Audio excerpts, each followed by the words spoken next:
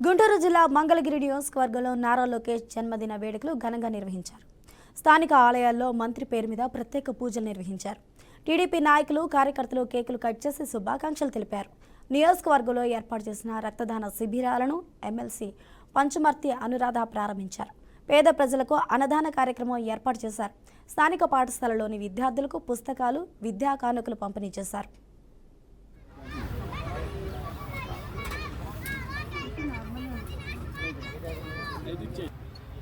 ఇంట్లో పుట్టినప్పటికీ కూడా స్వతహాగా కష్టపడి పైకొస్తే ఎలాంటి రిజల్ట్స్ వస్తాయి అనేది నారా లోకేష్ గారిని చూస్తే వారే ప్రత్యక్ష సాక్ష్యం.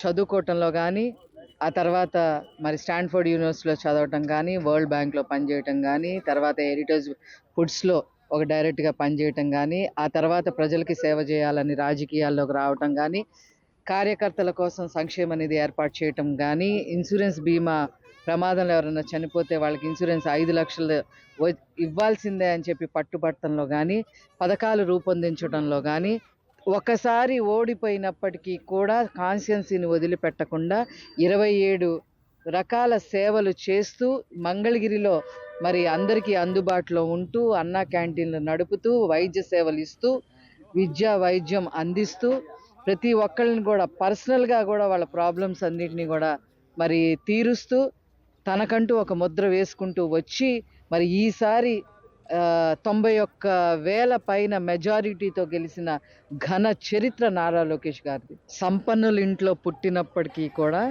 స్వతహాగా కష్టపడి పైకొస్తే ఎలాంటి రిజల్ట్స్ వస్తాయి అనేది నారా లోకేష్ గారిని చూస్తే వారే ప్రత్యక్ష సాక్ష్యం. చదువుకోవటంలో కానీ, ఆ తర్వాత మరి స్టాన్ఫోర్డ్ యూనివర్సిటీలో చదవటం కానీ, వరల్డ్ బ్యాంక్ వినపడుతుందా? అగ్గి పెడుగులాంటి రూపం కనపడుతుందా? అంధకారంలో ఉన్న ఆంధ్రాను తన విజ్ఞానపు దీపాలతో వెలుగులు నింపుతున్న యువగలం మా లోకేష్ అన్నకు జన్మదిన శుభాకాంక్షలు. ఉపాధి లేక